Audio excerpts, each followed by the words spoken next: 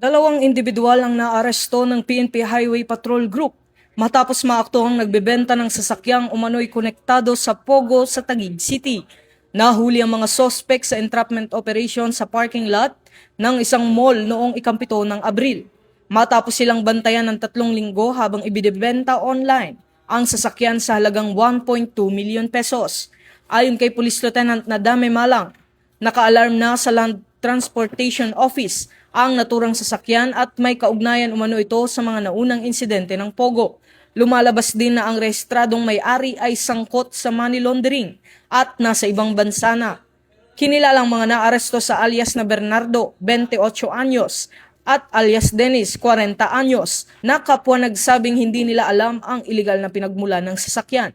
Nahaharap ang dalawa sa kasong estafa sa ilalim ng Revised Penal Code kaugnay ng Cybercrime Prevention Act of 2012 habang tinutugis pa ang isa pang kasabwat. Ito ang bagong PNP para sa bagong Pilipinas. Serbisyong mabilis, tapat at nararamdaman.